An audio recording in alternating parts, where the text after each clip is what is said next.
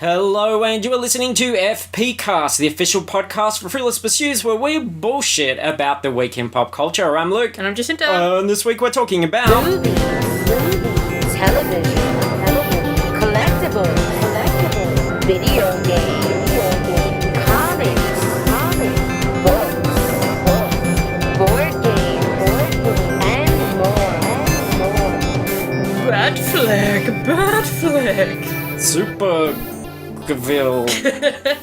Super calves. Luxembourg. Yeah. And a special Wonder Gal. Wonder Gal. Waiting for Gadot is the alternative name of this film. Yes. Probably less time waiting for Gadot than waiting for Godot. Because they wait for Godot for a very long time. Well, look, spoilers if you haven't read or seen Waiting for Godot. The fucker doesn't show up. What a dickhead. What a cock. At least Gadot shows up. She does.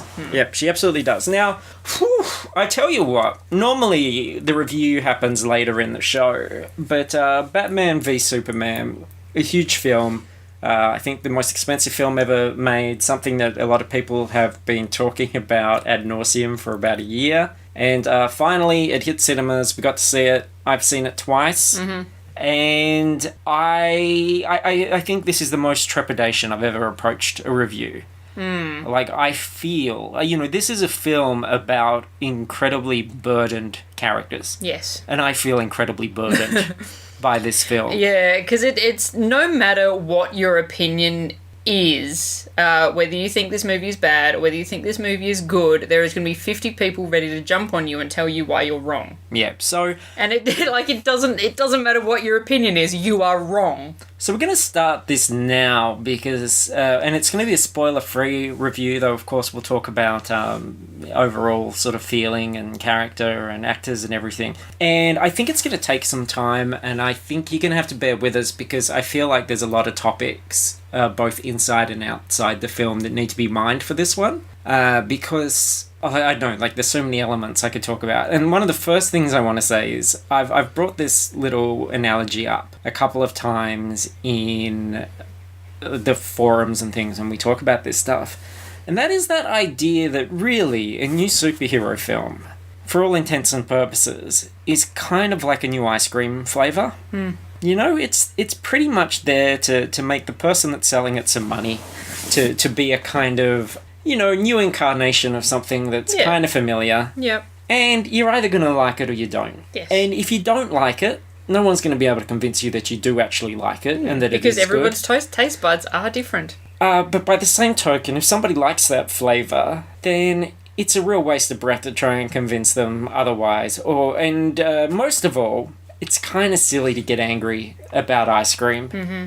So I feel burdened because I'm kind of like pissed off at the internet for just taking something that should be fun and simple and kind of harmless, like it's a movie-going experience, and turning it into this big, serious, ugly kind of clusterfuck of infighting and I was right and you were wrong and all that sort of bullshit. Yeah, and at the end of the day, like, it doesn't matter. And if it does matter to you that much... maybe you need to find some other hobbies? So I've avoided, since seeing the film, getting into those discussions, although you can't help but see them, and even on our own little Facebook page, there are comments that I just find so wrong-headed.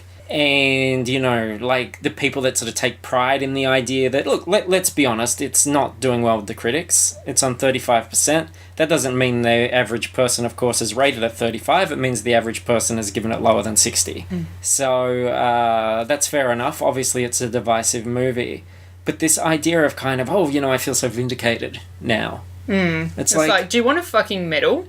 Like, how does that improve you as a person? It doesn't. I just think, like... if people were in... Nerd superiority. If there were stakes, if people were invested in your opinion, then maybe you could feel vindicated. Yeah. But there are no stakes. Like, I knew I was going to have, like, my own personal experience with this film, regardless of what anyone thought. No matter what anybody said, they weren't going to be able to take away my experience with the film. Yeah, absolutely. I'm more than happy to have an unpopular opinion if it comes down to it. But the thing is, I think this is a film which people have talked a lot about, but online I haven't really heard them say much that's intelligent about it. Yeah, I haven't read a lot of constructive criticism, really. I've just people say, oh, it's a mess. The thing that I would really fight is this idea of people using terms like, oh, it's very bad, or it's a train wreck, or things like that. I think that's absolute nonsense. Like, that's... I can understand how this might not engage somebody, but to say that it's poorly made, or, that it's just like a big... It's not like a Gods of Egypt kind of thing. No, God, no. It's actually... quite well crafted, and with caveats. Like, we're not here to try and change your mind that it's good either. I've got some criticisms. I've got some things that I want to talk about. I've got some critiques. I think it's a movie that is actually being pulled in a lot of different directions, and I think maybe that makes it a less satisfying experience for someone. You could just as easily argue, well, maybe it's not well crafted in the way that it's structured, and I do think that its issues are structural, and I think they're tonal, and I want to talk about that to some degree, but also I want to say that I enjoyed the shit out of this movie. I was thoroughly entertained both times, and I really like it. I really enjoyed it. Yeah, I am the same. You saw it before I did, and I asked you to not spoil me at all, which you didn't, to your credit, very well done, but you did say that you thought I would have a good time, because we've been seeing movies together. Yes. A lot of movies together, and we know each other's taste fairly well. And, you were correct. You were absolutely correct. I recognise the flaws in this film. However, everything in it really appealed to me. I liked those characters. I liked what they did with the characters. I know a lot of people think it seemed choppy and weirdly paced. I kind of liked that as the concept of little vignettes and little kind of restricted view things of these characters, and then obviously all the streams come together at the end for the big kind of blockbuster climax, and I liked that. That is something that appealed to me. I liked that it was slow and sort of thoughtful, and then did ramp up at the end. I liked Ben Affleck as Batman. I really did. I loved Gal Gadot as Wonder Woman. I also liked Jesse Eisenberg as Lex Luthor, which has been a sticking point for a lot of people. Yeah. I understand that. If you don't like Zack Snyder, this is not going to change your opinion on Zack Snyder. If you don't like Jesse Eisenberg, he's being really Jesse Eisenberg-y. And so if you don't like that, you're not going to like this. Yeah, and if you thought the worst of this film leading up to it, I don't think it's going to change your mind. If you're one of those people who thinks Man of Steel is a huge heap of shit, and then I think this will... be the same for you to a degree, which is a shame because there are things that are really worth seeing. Now, to bring that ice cream perspective back, as you said, we see a lot of films together. We really do, and we're very sort of blessed at this point in our lives as pop culture fans, where every weekend pretty much there's a big new genre film. Yeah. If you don't like this one, another one's coming along. So to dwell on things in that kind of angsty way, it doesn't make sense to me. For me, this was an evening of entertainment. Like I saw it on a Tuesday night, I saw it on a Thursday night, saw it with 3 different people in total, and all of who enjoyed it, and it was fun. I had more fun than if I'd stayed at home. Yeah, and I think, as a perspective thing, and this is not obviously a braggy thing, but we would see between 80 to 100 new release movies in a year. So our kind of sliding scale of what is good and bad is probably a little bit different to somebody who sees 6 movies a year. Well, that's what I don't understand is, I don't know if it's just because the economy for people is so fucking bad or whatever, but people have treated this movie... As if it's the one movie they're going to see all year. Yeah, like they were buying a car or getting married or something like that. Yeah. Will I see it? Will I won't? I'm going to get more opinions. I'm going to do it. Look. Just go and see the movie. It's Batman versus Superman. Yeah. Even if you hate its guts. It's 3 hours. Go and see it for yourself. And have fun. Like, I don't know why. I can understand, like, why somebody who's not interested in that sort of stuff has no investment in that sort of stuff. If you don't like superhero movies, then sure, don't go and see it. But if you're a superhero fan, you've seen all this stuff, and you've seen all the other Batmans, and you've seen all the other Supermans, I cannot imagine why you wouldn't just go and do it. Like, that idea of umming and ahhing about, look, I've seen your Facebook pages, guys, you're not doing anything better. Go and see it. Just go and see it. Like, what's the problem? Yeah.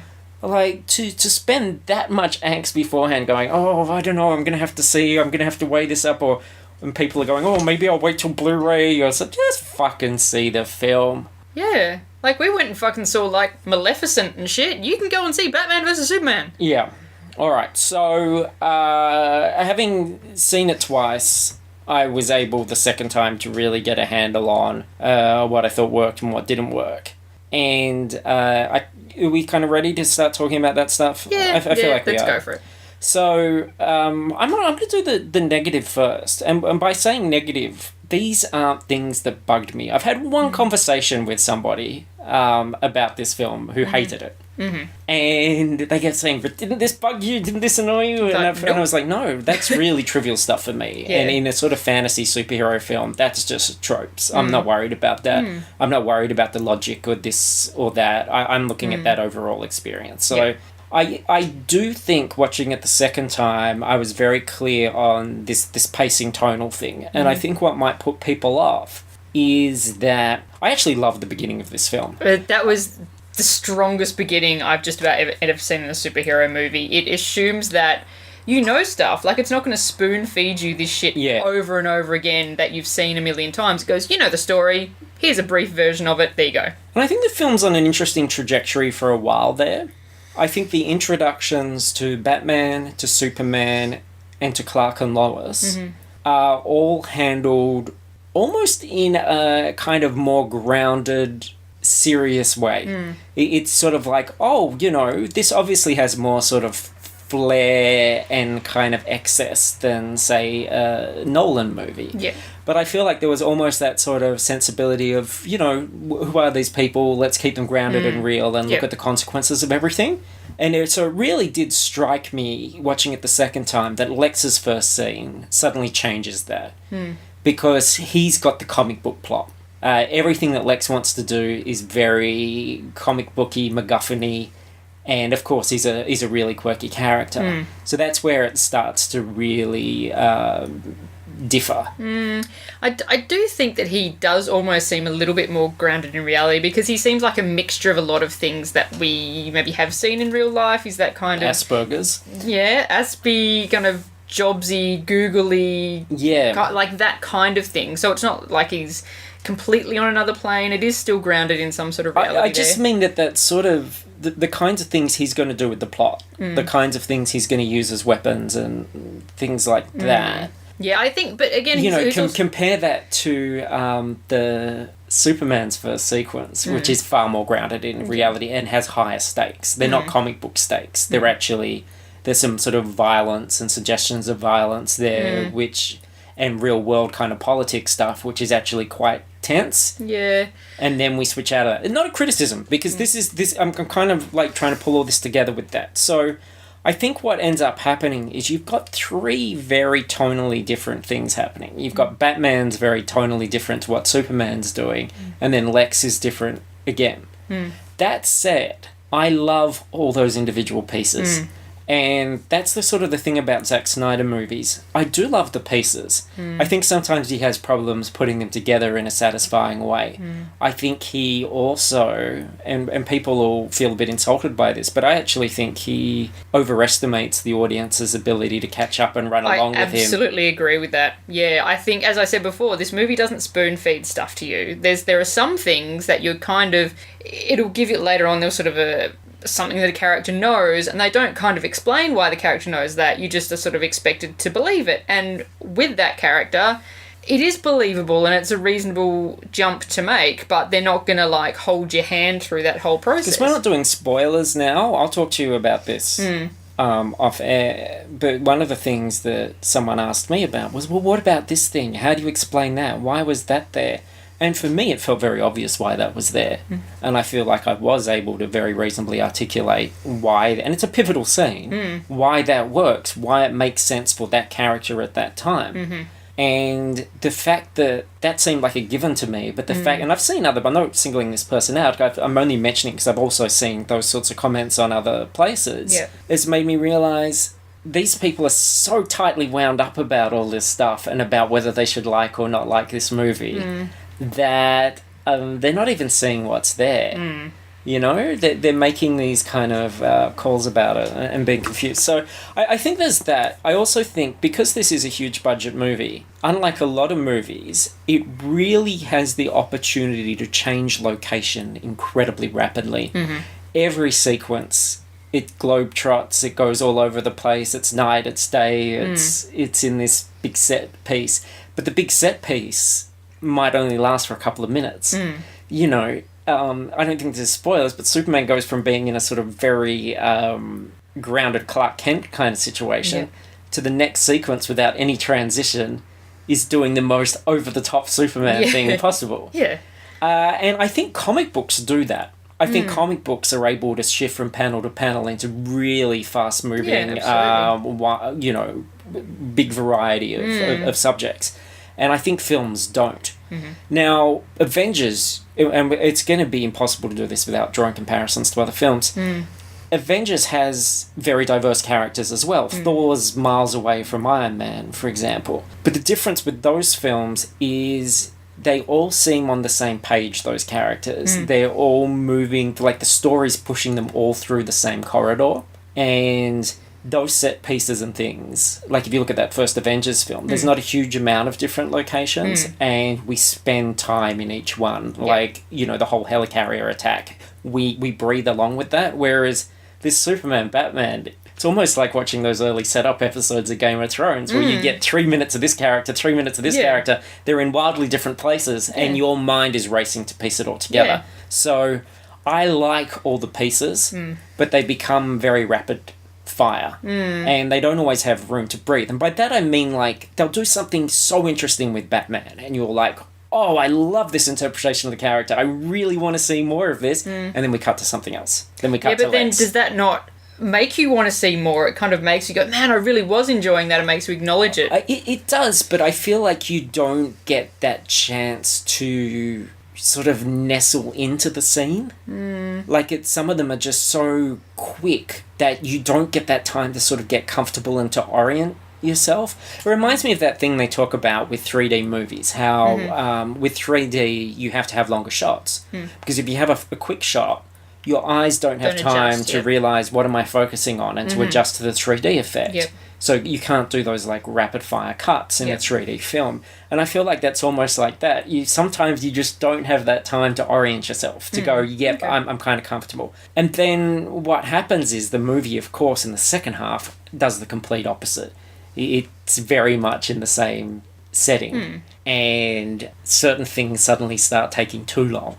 Lois Lane, there's an example of Lois Lane doing something and then undoing it. Yeah, which, that was literally the only point in the movie that I went, okay, this is stupid, but everything else to me was pretty fine. See, I love the pieces. I love, and that's why it's so entertaining for me to watch, because even Eisenberg, and I noticed that the second time, much like sort of Force Awakens, and I like Force Awakens far more than I like this movie, and Force Awakens gave me the feels, this didn't, but I realised that every sequence has something that I was kind of looking forward to. I was, even some of the, smaller stuff, I was like, oh, I like this bit. It might have been a performance. It might have been an image. It might have been this music, the soundtrack's fantastic. Yes. It might have been something like that, but I was always kind of looking forward to something in there.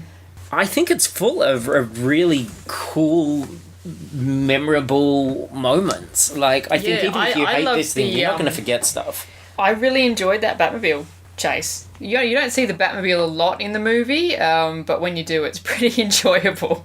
Yeah, Batman was fantastic. Yeah. I really, really did enjoy Batfleck. Yeah, I plan on seeing it again anyway, and I don't want to hurt anybody's feelings, but I feel like maybe Batfleck might be my favourite Batman. He is my favourite Batman. And I think I love what they did with the voice, because like Christian Bale's voice became a bit of a joke and a bit of a meme kind of towards the end, and what they've done with this one, I almost can't believe they didn't do it in the last movie, because it seems quite obvious to do. Yeah, Kevin Smith's been a big advocate for the voice thing the whole time. Okay, because you brought that up, I think Dark Knight is my favourite Batman movie. Yes. I think that's a fantastic movie. But I think that, Affleck's my favourite Batman.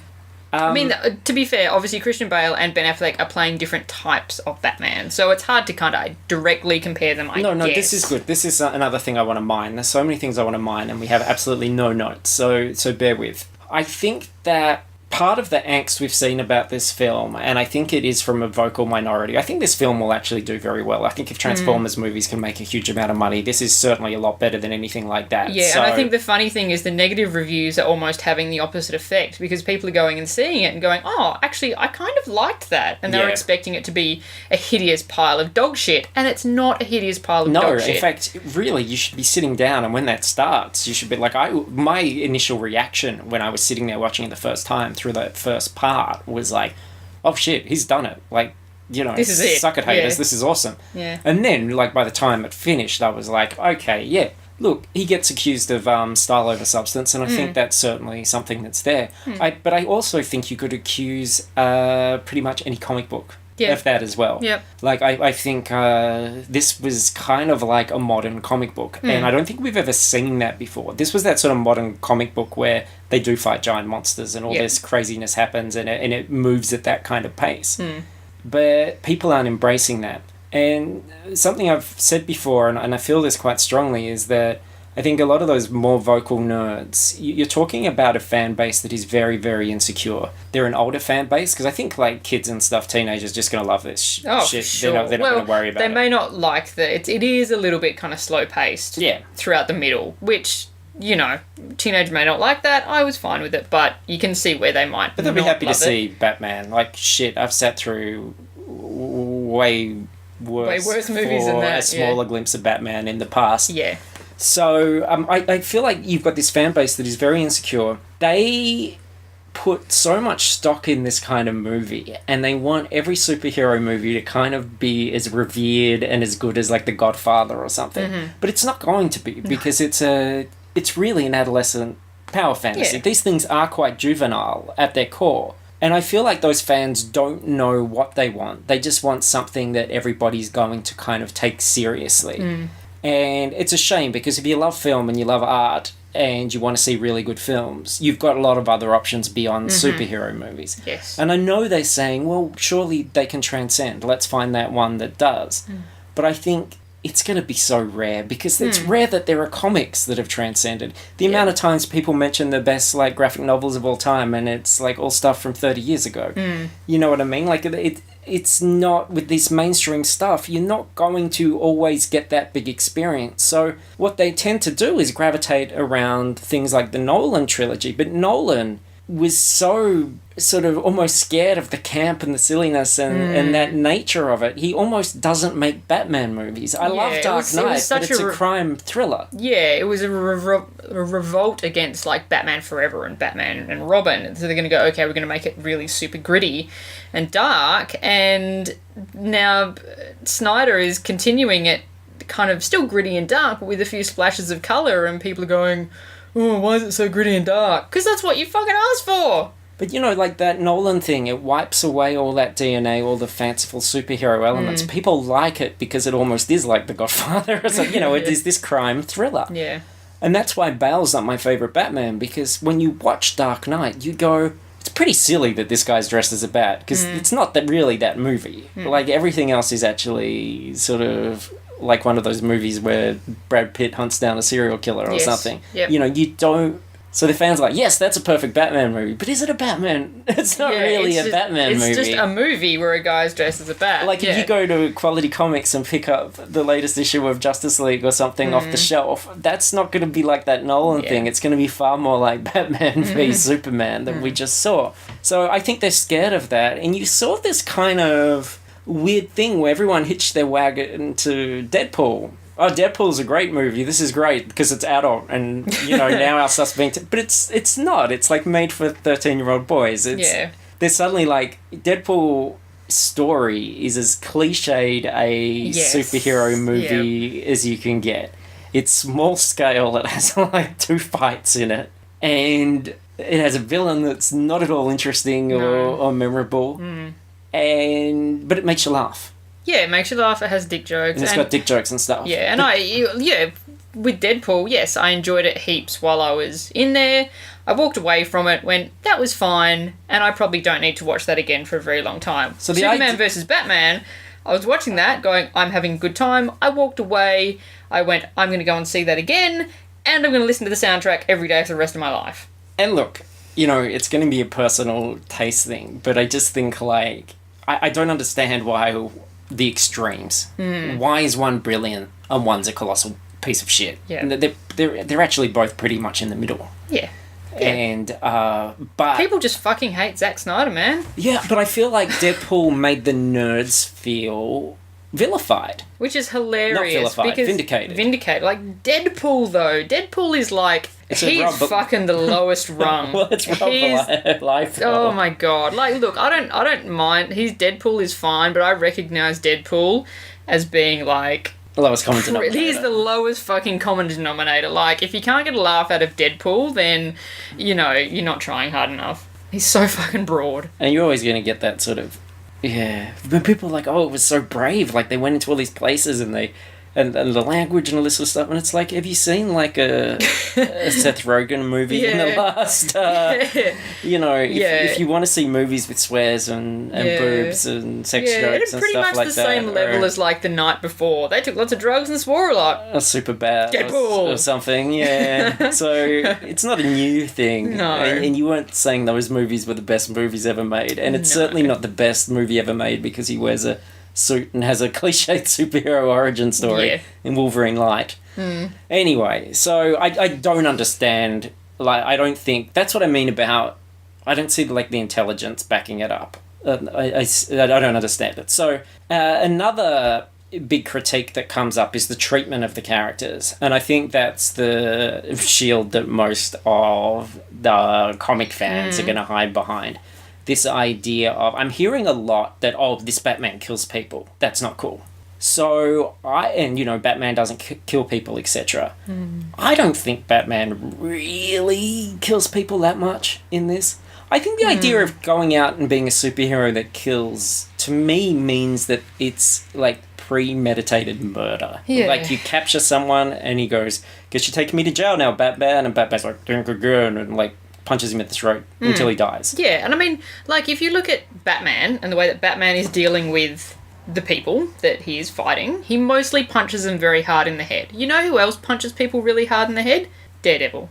Who is another guy who, like, doesn't kill people. He just fucking punched them to death. And Daredevil... I think people mean, like, car chases and stuff. Yeah, there are cars that explode and things. Yeah, but he doesn't go and, like, shoot them in the face and then run over them in his car. Like, it's just collateral damage. And Daredevil has that too. That's exactly what I mean. They're, like, split-second decisions while you're in a car chase. Yeah. It's like James Bond stuff, where cars explode in the background, and you're not supposed to be thinking about that person's family. No. You know, they're bad guys. That's a genre. They're faceless bad guys. Yeah. If Batman had, you know, gotten one of those thugs early on and, like, cold-blooded murdered him, I would be going, yeah, you're right, you've got a Batman now that kills people. Yeah. But I just don't think that's this Batman's MO from the evidence that is presented in the film. Yeah. He is a Batman that's been doing it for 20 years. I think he's more reckless, like he doesn't give a shit anymore. He's clearly at a point where he just does not give a shit. And then, of course, there's all the ideas about Superman and what Superman should represent. This was a problem with Man of Steel too, that it's too dour, that it's too...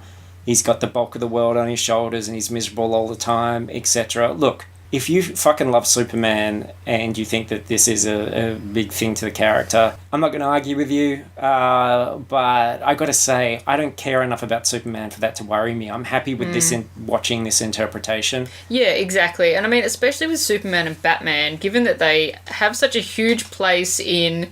not even specifically nerd culture or pop culture, but just all culture. Like, you can walk into any... you know, discount store and buy a Batman or Superman t-shirt off the rack at any point of the year. And, like, the characters, for me, like, I've, you know, even from a young kid, like, Superman and Batman were things that I really enjoyed, you know, prior to the age of 10. So I have a lot of nostalgia, a lot of love for these characters, but I recognise that may be a little bit tired in the way that they are presented to us, and let's mix it up. Like, what does it matter? And how many years has Superman been around now? 75? Something like that? Yeah. Like, show me the great Superman comics that you're reading. because I haven't seen them. You know, I've read Doomsday is in this. I've read the comics that concern Doomsday. They're unreadable. They're awful. They really are awful. Like, they're worse than what we saw. Yeah. So, I don't know. I've even read, like, Alan Moore's takes on Superman and stuff. And, yeah, it's okay. But it's nothing. But, like, I don't know. And I hate this idea of adults being invested in this sort of stuff in that kind of childish, I want to get my morality from these characters in these movies. I want them to present a moral code and be an inspiration for children and stuff like that. Yeah.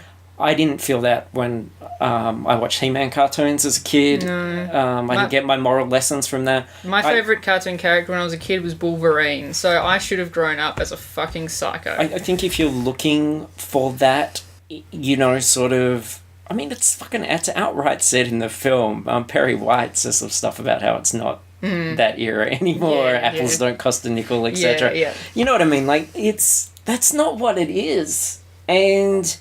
Like, make this, like, a perfect character with a perfect moral compass is not an interesting character. And they're doing this sort of fledgling Superman who's trying to figure out everything still, as well. I agree that the film's dour. I mean... God, there's no camaraderie or kind of banter or anything in this film. Yeah. Like maybe like one exchange. Yeah, but I mean, that works, and that's those characters. Like, Batman... Like, Gotham's a fucking ghetto. Like, if Batman feels like shit and he's angry at everybody, good. He fucking should be. Yeah, I want a grumpy Batman. Because they're not Marvel characters. Yeah. Marvel characters have a more human element and often have a more human struggle. But the DC characters have always been like gods on Earth. Yeah, and Superman, he's going through a huge amount of mental pressure. And if he's sad about shit, good. He probably fucking should be. And Batman, they killed his parents. I don't know if you know that. But that justifies a lot of what he does. That's what made him batshit insane. He's very, very much holds a grudge. So things like that really didn't worry me. Like, I think if you go, oh no, I want this like squeaky clean Superman, like, you've got 75 years to mine.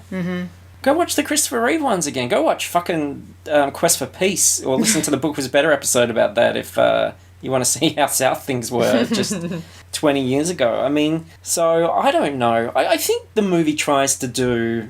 A lot. Yeah. And I like movies that try to do a lot. Like, I want them to do a lot, but it does struggle with the idea that it's drawing from Dark Knight Returns, and it's drawing from the Superman Doomsday story arc. They're not two things that fit particularly easily together. They're two things that could very easily be mined on their own. Yeah. And when you try, and also in addition to that, it's trying to set up the Justice League.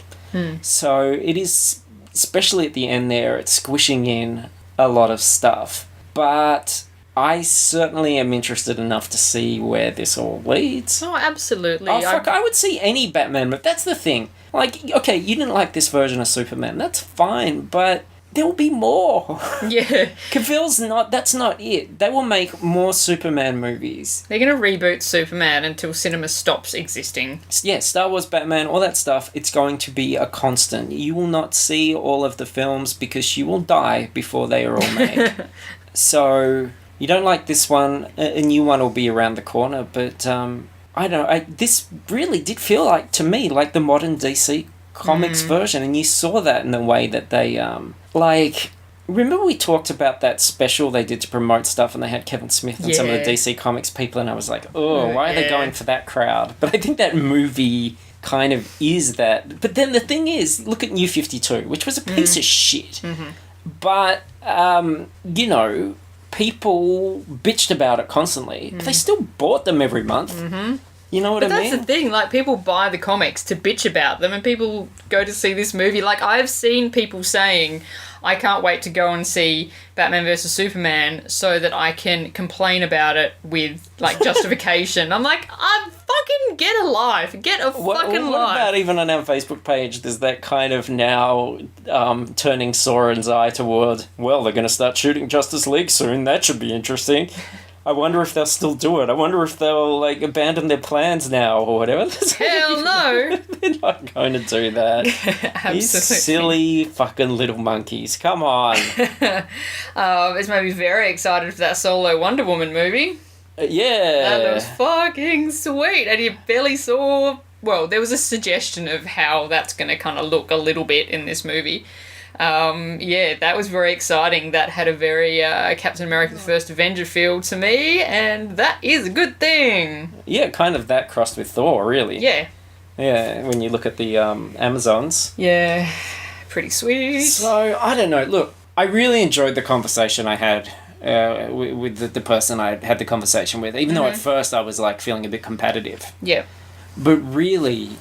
He just kept prodding me and saying, but didn't you hate this? And well, why aren't you angry about this? And you're a pop culture fan, then what? And I just kept saying, because it's a movie. Because it doesn't matter. It was just an experience. Yeah. And I went with my friends and I had fun and I enjoyed seeing it. Yeah, and it didn't change my life, but it doesn't have to because it's a movie. And we don't have to reach a consensus. No. We don't have to convince each other. It's not like a hive mind, this is the right answer and everybody has to agree with that or you're dumb. Because, as I said, look, if you didn't like it, I'm sorry, I can't. What can I do? Yeah. But I enjoyed it. And the thing is, I don't know if it's from seeing Batman 89 and reading all those comics around that time as well, like reading Killing Joke and Dark Knight and everything for the first time. I would have been about 12, 13. Mm-hmm. But I find all the Batman films really entertaining. I love them all. Even the really shitty ones. I still watch all the Batman movies every couple of years. Yeah, because like I have huge fun with obviously Batman Forever. Like that was my first one. Yeah. But Nolan ones are fun. I think this is better than that last Nolan one. I think so for sure. Yeah. Yeah. That was very silly movie. So I don't know. I think I mean, I don't trust Rotten Tomatoes anyway. I think that's such a binary, weird scale that people hold up when it really means absolutely nothing. I think it's a consensus. I think that's fair enough. But the main percentage score, isn't that just the critics? Because there's an audience score next to it. No, the main percentage score is the critics, and then you can narrow it down to top critics as well, which are the ones for big publications. And look, I don't want to sugarcoat the numbers. They don't lie. People, Deadpool's got a high rating. Things like Force Awakens has a high rating. This doesn't. And I think it is because of those reasons that we said. It's like, it's got to find a And remember, a lot of these critics aren't big comic book fans either. They're not having the same reasons that we've talked about where the nerds are getting angry. But they're not finding it from A to B a satisfyingly put together film.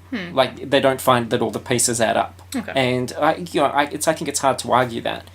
But it's certainly like this. Yeah, I know the Room comparison score is a kind of a gag, but and you look at the numbers. There's like of reviews for the Room. There's like 20, and then the Batman. There's like 100 or whatever. It's like the numbers aren't the same. And it's the percentage of people that think that it's rotten, which means what, lower than 60%. I think so. Yeah. Yeah. So, the Room might have got 1s out of 10 and still be on 35%. Yeah. And this could have gotten a whole lot of 5.5s or whatever. But regardless, silly comparison, because The Room is an incredibly entertaining film that I can watch again and again, and I love every piece of. Yeah, I think when I was looking at the numbers and stuff, the ones that I was taking more into account was, I guess the audience score on Rotten Tomatoes, which had it at about 70-something%. And looking at Letterboxd, which is something that I do trust because these are fans who give a shit about movies. And that was at 3 stars out of 5, which is probably, I think I gave it maybe 3.5 or something out of 5 when I logged it. But that seems about right to me. Yeah, I agree. This isn't a 5-star by any means, but in terms of how much I probably enjoyed it, I'd give it a 4. Just because it was... Like, I've always wanted to see a Superman movie. Like, every time they're going to do a Superman movie, remember when Burton was going to do it? Yeah. And it's like, it's going to have Brainiac and Doomsday and stuff in it. Yeah. And I was like, oh shit, finally. It's not Gene Hackman. It's, we're going to see Superman have big superpowered fights against alien villains and stuff. Never happened. And then when Bryan Singer did it, I thought, great, finally. And it was like, no, we're going to do Luthor again. Yeah. And this is a guy that's got godlike powers. I've never seen him, apart from with General Zod, have that big superpowered battle. And now suddenly you have threats that a character like Wonder Woman and Superman both, have to fight against. And I've never seen that. Like, I think it's actually the most comic booky movie in a long time, really. Because even the Avengers movies and stuff, even though they're getting like really creative and being willing to go into the cosmic stuff and now the supernatural stuff with Doctor Strange, they still never just go all out crazy comic booky. And this movie did. And I find it weird that people didn't just roll with that. I mean, look, my favourite Superman comics are the ones from the 50s that are just fucking nutty. Yeah. Like, and something weird would happen every page. Like, you'd turn the page and here we're in some other place, and this was almost like that in terms of... Oh, and look, and let me just address the other thing, apart from Superman's... I said would be all over the place. Apart from Superman's kind of portrayal, keeping this idea that, are you happy with this? Isn't this what this guy said to me? And not to single him out, I'm saying it because I think these are really valid discussion topics, because, again, it's not just him. I'm hearing them all over the place. Are you happy with these kind of things being in a superhero movie? It's dark, Batman's killing people, there's this, there's that. For me, that's like when everyone was like, oh, the new Muppets is edgy. It's like, it wasn't really. I mean, think about all those things. Out of context, that kind of, you make them sound like, we didn't see, like I said, there's nothing in there, like, violence-wise, that you wouldn't see in a James Bond or... something like that. Probably the worst thing that Batman intentionally does is, like, burn somebody a bit. To say that it's, like, dark and edgy and, like, sort of challenging like that, it's not. No. It's really not. It's got the same palette as the Dark Knight graphic novel, which is pretty dark and gritty, but apart from that, it's not really that intense. Yeah. So, lighten up, Lighten up, everyone. And that's, I guess we've talked about it for 45 minutes, so maybe that's enough. But I think that's definitely enough, so we better get on to some other stuff, I think. We don't have much other stuff, everybody, so we're just a couple of things to wrap up. But, yes, in conclusion, we had fun. Yes, it's not the greatest movie ever. It was slightly above average. But it's not a turd. It's not like a Transformers movie or anything like that. It's not a train wreck. It is not the worst thing you will ever see, despite what the internet would like you to think. And the internet's doing a lot of nerd nitpicking. I think the only... this movie is not going to be able to be accurately reviewed until, like, 12 months from now or 3 years from now, when everyone's kind of settled down and are looking at it without their knickers in a knot, and everyone is just able to just fucking relax and watch this goddamn movie. So no one's going to give you an accurate review at this point, I don't think. No. There's something jerks on the internet. You make something that should be fun into something that's just really painful to read. Yeah, like, I was not... Like, it's not that I wasn't looking forward to this movie. I was just hating the circus. And on the day of release, I was sick to death of people talking about this fucking movie. And it had only been out 9 hours at that point. Well, we're going to do it all again with Ghostbusters. Oh, yeah. Look, there wasn't any real news. The only trailer that was new as well is that Batman Lego trailer. It's for the Batman Lego movie in 2017. It's amusing. It's the Will Arnett Batman from the Batman movie. But I just want to say that because we saw an early screening of Batman v Superman, there was a completely different Batman Lego trailer that was more like a short. It was just one scene with Batman and Alfred, and that was heaps funnier. So yeah, because I obviously didn't go to the early screening with you. I saw it later. I saw the trailer that got released and went, fuck, is this the thing that everyone's been getting crazy excited about? Because, like, it was fine, it was funny, but it wasn't that good. No, the other one was better, so hopefully we'll get to see that soon. We also got some footage of Zack Snyder going, you're some of the first people to see this film. Please, please, please, please don't spoil it. Which is fair. There's some pretty big spoilery things in it. And we didn't, Zach. We did what you wanted. Now, one other thing I'd like to talk about. I had a very exciting experience this week. One that I was not expecting. I did not... Look, I've been really looking forward to virtual reality. I think that all the VR stuff... I got to try an Oculus Rift back at... I think it was Comic-Con last year. Yeah, I think it was Comic-Con, yeah. And I was quite impressed with that. And, we know stuff's coming out later in the year. What I didn't realise was that the Samsung Gear VR is already out. It has been released, and my phone contract had expired, so I've got a new Galaxy 7 Edge and got the VR headset, and have spent the last few days in a virtual world, not this stupid world where everybody's a big idiot, but a magical world where I've been able to play games, watch videos, enjoy certain experiences.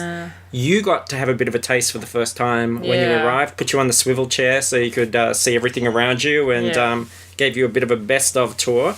What did you think? I must admit, I'm usually pretty dismissive of the bullshit that you spend your money on. Yeah. This is pretty fucking cool. Like, normally I'm like, fucking Luke, you spend so much, why are you doing this? Like, be an adult, don't spend money on dumb things. This is not a fucking dumb thing. This is pretty the future. great. It is the future. This is the future.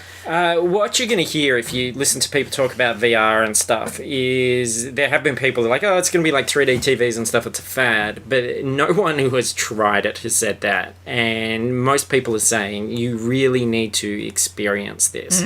In order to... Like, I was sold just on that little thing that I did last year. Yeah. And the sorts of stuff we were looking at today is far more advanced than that.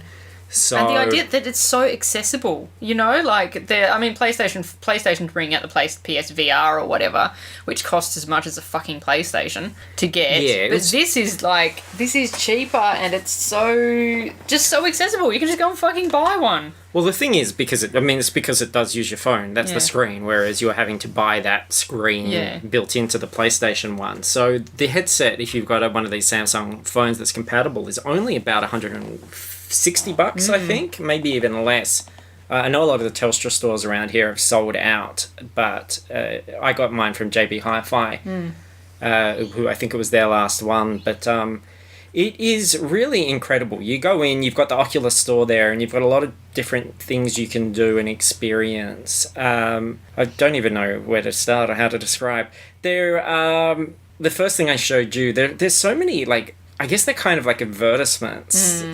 Trailer kind of advertisements. Yeah, so we looked at one which was Battle for Ultron, where you are in the Iron Man armor and you're standing up in the mansion and you can look all around you and everything's, 3D world around you. You can look down at your chest and you can see your armor and your hands and everything. You're wearing the suit. And then Ultron drones attack. And you sort of fly across the length of the room and in slow motion, and you see Thor and Cap and Hulk and everyone fighting.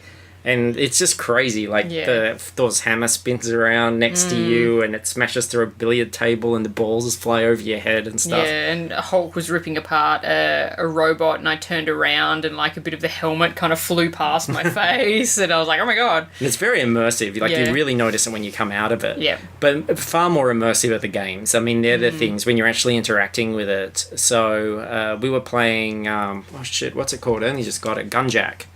Where you're in the Eve universe space adventure thing, and you're in this pod, which is very 3D, very real, with big guns sticking out, and you're shooting waves of enemy ships, and that is very cool. It's very simple, but very easy to play, very easy to get kind of sucked into, and when you sort of die, you're like, ooh, I'll just go again. And then there's a lot of, like, smaller sort of mobile games, like Temple Run, but you're running in 3D through this temple. Fucked me up. And if you look back over your shoulder, you can see the monsters, like, galloping towards you.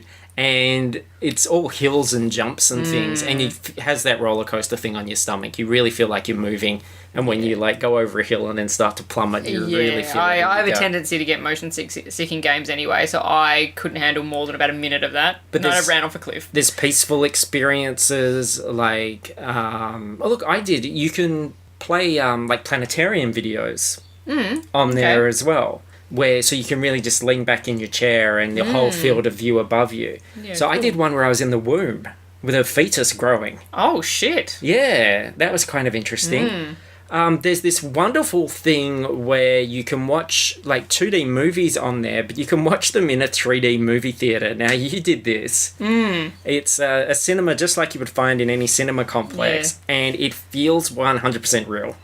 Yeah, it looks really great. Like, I was looking up behind me and all around. There's this beautiful, clean theatre. It is like the most wonderful cinema experience I've ever had because there was no one else there and it was so clean. But the amazing thing is the sense of space. Like, it feels big. Yep. The screen feels that correct distance away from you, and the screen feels absolutely huge. And if that's not fun enough, you can change it to the ant theatre where you're tiny and you're under mushrooms. There's like a Coke can there. And there's a giant key. What I love as well, it's all sort of interactive with the... Like, if the video's playing and the screen goes... You're watching animation and the screen goes all white, that light will flicker onto the key or whatever. There's a moon theatre where you can watch things in a drive-in on the moon. So all sorts of cool things like that. Netflix is on there. You can watch Netflix in a home theatre. So you're in a living room, which is much cleaner than mine. Big living room, and you just sit there and you watch it on a big screen. Yeah, that's cool. And you turn to your right, and all the big framed artwork are pictures of like Netflix Daredevil and stuff. Nice. So that's really cool. Yeah, cool. So there's those kind of more passive experiences. If it was able to... I have an AFL Live subscription, which lets me obviously watch AFL games that aren't being shown on the free-to-air TV. If that had the ability to watch that there, if I could put my thing on and just watch the football in my face, I would buy one tomorrow. There is an internet browser, so you can get onto YouTube and stuff and watch everything like that. The issue is that particular app just doesn't have a big specky theatre. It's just a sort of 3D void space. So yeah, I don't mind that too much. I guess, do like that. I don't know if you noticed. You wouldn't have seen because I started the movie and then put it on you. But you're in like lights on, and then when the movie starts, all the lights dim. Yeah. So that's really good. But yeah, just so many experiences. I did one where I'm on race speeder and you drive through Jakku. There's one that's just come out for Disney's new Jungle Book where you're in Mowgli's viewpoint and you're up in the tree, and Car, the snake, voiced by Scarlett Johansson, slithers around you and tries to seduce you. It's just all these really varied, interesting experiences. I've been fishing. I've watched. See, that sounds like something that I would be into. Like just sitting there and fishing. That's like my Animal Crossing. Imagine Animal Crossing in virtual reality. It's kind of like just fucking walk around. You're like in a swamp. Oh, there's lots of different areas, but like one of them's a swamp, and there's all fireflies around, and you've got an esky, and you're in a little chair with an umbrella over you, and you like throw the reel in and reel it in, and it's like slow kind of country music twanging. Nice. Yep. The graphics for that one are kind of like, because one of them's a cherry lake. They remind me of sort of like Warcraft. Or something. Yeah. You know, a lot of these games, they are running on mobile devices, so then their graphics are quite simple. They're sort of going back a generation or two. But then, like, there's an Assassin's Creed experience promoting one of the games, sort of like the Avengers one. And that gives you a sense of where it could be in, like, a few years.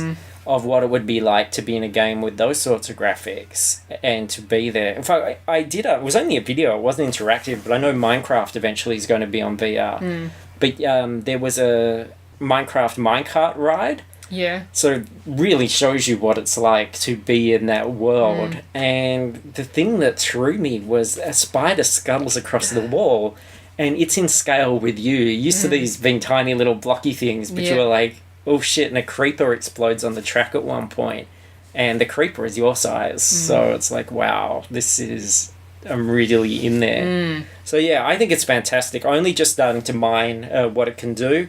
My one frustration is from being an early adapter is that some really cool looking games, like there's one called Dread Halls, which is a zombie spooky house, go through and do stuff, requires a controller. It's a full controller game. Samsung in Australia has not released their official compatible controller. And I've done a lot of research online, and there apparently are other ones that work, but not things you can readily walk into a shop and get. You would have to buy them from a specialist online. Yeah. And that's been really frustrating because there's some incredibly intriguing games there, and all the head tracking games are great. But I really want something where I can move around and feel like I'm walking through an environment. Yeah. I'm just not able to do that. I've rung Samsung. Nobody in the stores knows what the fuck I'm talking about. They might, even the stores that are selling the Gear VR, I'm like, I need a compatible gamepad. I can't play half the stuff. And they're like, I got no idea what you're talking about. So, but I remember, it reminds me of the frustration, because I bought the iPad on the first day of release. And I was trying to get the, like, micro SIM for that. Yep. And everybody was like, I got no idea what an iPad is and in all the stores. So, yeah. But I think that'll change. Yeah. Oculus has its own... this headset, by the way, the Samsung Gear VR, is made by Oculus. So, you buy all these apps, and a lot of them are free from the Oculus store. And, it's pretty amazing. My only... Well, it's not a criticism because it's my own shit. I had to take my glasses off to put it on, which meant that things were a little bit blurry. So if you are a glasses person, you may want to get some contact lenses. I wish I had worn some contact lenses over. I probably would have enjoyed it even more. Do it next time. Next time I will. I actually, well, I didn't try it with my glasses on. I may have been able to fit my glasses in there, but I don't think I would have been able to. Yeah, there is a certain degree of kind of blurriness anyway, which just comes down to the resolution. Yeah, and you can do minor vision correction like you can on like an SLR camera or something. You can change the diopter a bit. But what I notice is when things are far away, but when things are close, they're crystal. Yeah. And it's really quite crazy when, because there's video stuff as well, when a human is right up in your face, it looks like a person is there. It's, you will find yourself going, oh, I kind of want to step back from this person who is standing so close to me. So it's really an interesting technology, and screw you guys, screw the podcast. I'm going to go live on the grid and marry a Tron. Okay. Yeah. So I'm sure there'll be more updates on that as we go, but you'll find that a lot of people seem to just started to talk about VR kind of seriously now. And I'm a huge advocate. I just think it's fucking amazing. Like, I've been enjoying playing that Marvel Heroes game on Steam, and there's something so disappointing about going back to a small flat rectangle on another flat rectangle. Yeah. It's like, oh, why are we viewing things like that? It was like Suzanne today in JB's looking at this curved big TV, and she's like, look at this TV, it's crazy. And I'm like, do you remember when we looked at that stuff on the cinema in the headset? Yeah. It's kind of better. Yeah. I think, for me, like, I'm not a huge game player, so, I would probably enjoy stuff on this, but I love that idea of watching Netflix on it, because I will quite often sit in bed with my iPad and watch stuff, and I have to use my arms for that. I have to fucking hold shit. If I had that, I wouldn't even have to hold anything. It's just make me lazier and lazier. So, yeah, it's the future. It does feel like the future. This is what I mean. You guys have been wasting all this time this week bitching and complaining about Batman vs. Superman. I've been trying new things. I've been in the Tron land. Playing with the Trons. With all of the Trons. All of the Trons are there. Flynn was there. I think I might have seen Quora. Everyone was there, and it was awesome. So, everyone relax and do something that you enjoy doing. All right. I think that's the show. Is that the show? I think so. We only talked about, 3 things that whole time. Yeah, one of them wasn't really a thing. Yeah. We were going to do a bit of a Daredevil wrap-up, but we will leave that till next week, I think.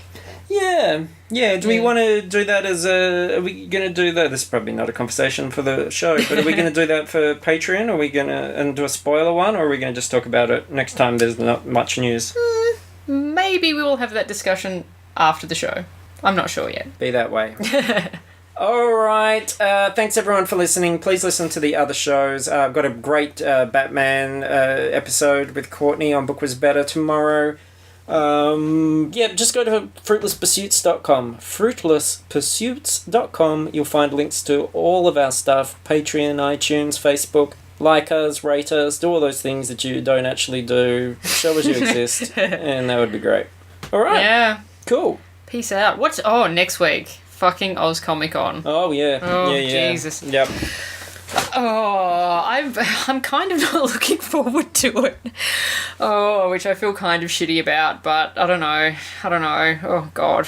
What a thing. Yeah. Yeah, and I bought the copy of the Almost Human DVDs to get Carl Urban to sign. The fucking shithole eBay seller only sent them last week, so I don't think they're going to get here in time. Son of a What bitch. a fucker. So yeah, lots of stuff coming down the pipe. Ooh, ow. Catch you soon. Goodbye.